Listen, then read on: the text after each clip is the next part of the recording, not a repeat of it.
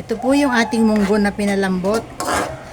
1/2 cup po ito ng munggo na binabad ko tapos pinalambot ko. Ito, lumalapot na siya. Oh.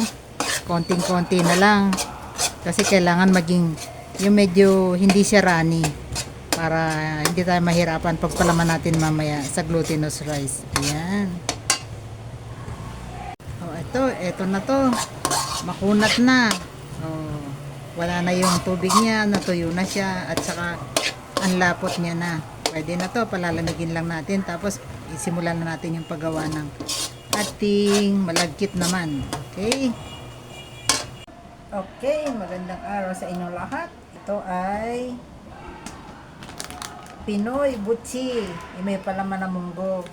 Ito, glutinous rice. Glutinous rice. 3 cups na glutinous rice ang ating kailangan dito. Ayan, 3 cups yan. Ganda ng ating glutinous rice. Lalagyan natin ng tubig yan. Malinis na po ang aking kamay. Kasi yan ang ating requirement na kapag ka magagawa ng pagkain bago humawak, dapat tiyaking malinis ang kamay. Ayan. Tatansyahin lang natin yung tubig. Konti-konti muna. Tapos ihahalo-halo natin yung ganyan. Konti-konti lang. Baka sumobra eh. Ito na, napagsama na natin. Ganito lang ka lambot na halo ang kailangan natin. Maglagay tayo ng oil. Ayan, para maganda lalo yung ating dough. Ayan. Buuin natin maigi para smooth at ganda sa pagkagat natin mamaya. Yan, ganito lang. Okay na to. Pwede na tayong palaman ng ating minatamis na munggo. Maglalagay lang ako ng mantika sa kamay. Naglagay lang ako ng mantika. Naglagay lang ako ng mantika sa kamay para hindi mahirap natin bilutin yung ating butchi. Ayan. Kuha tayo ng ganito karami. Tapos atin siyang pipipiin ng ganyan. Bago natin lagay ang ating munggo na niluto kanina. Ipapalaman natin siya dito. Ayan o, ganda diba? Tsaka natin siya sasara. At saka natin gaganyanin. Bilot-bilutin. At medyo i-flat ng konti. Ayan. Madali lang ito. Pagka gusto nyo magmerienda ng ganitong klaseng kakanin, ay napakadali lang gawin. Magmatamis lang ng munggo. Ipalaman na ganyan.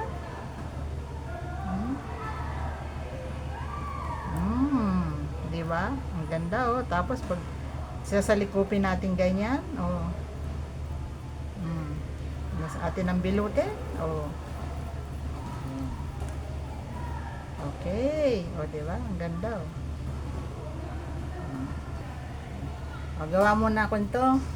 Tapos tatapusin ko na yung iba. Papakita ko na lang sa inyo mamaya pagtapos na lahat at diretso na tayo magpipirito. Ito na po yung ating nabuo lahat na butchi.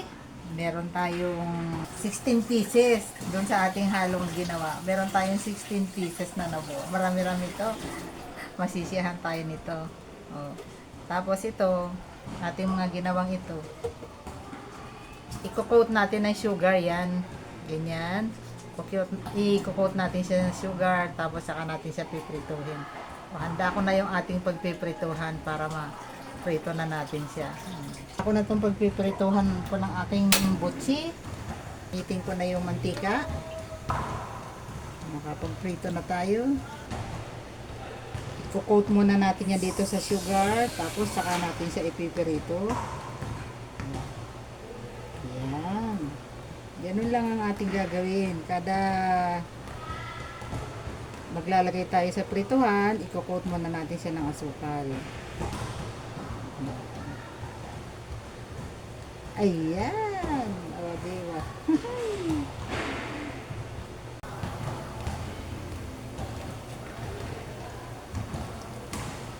Ayan. Okay. Ganda. Tayo na lang natin siyang oh, kaganda.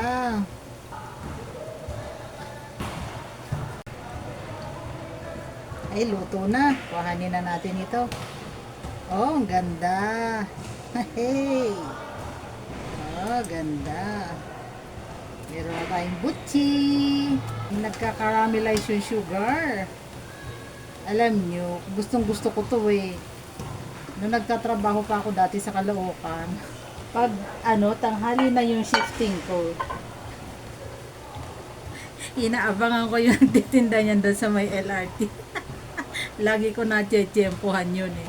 Kasi gustong gusto ko talaga tong butchi na to eh. Ewan ko ba? Masarap kasi. Okay na to.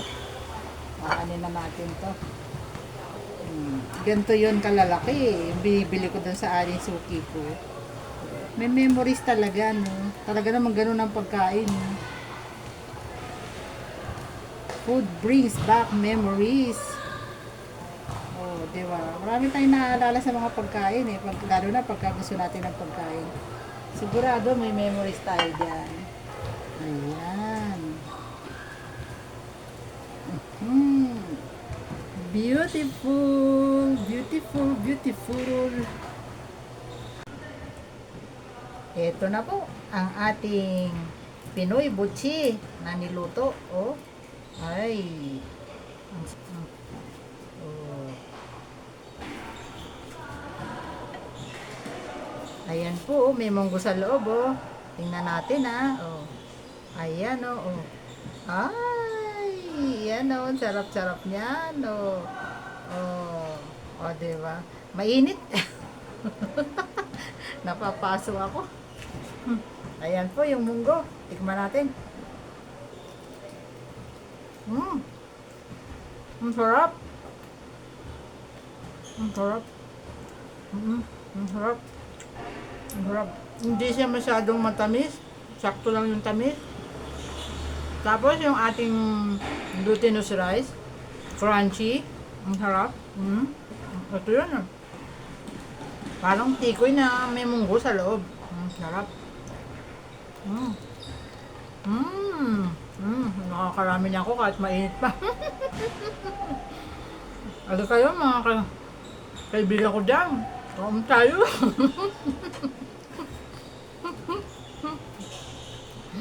Harap po. Kain po tayo. Tara po.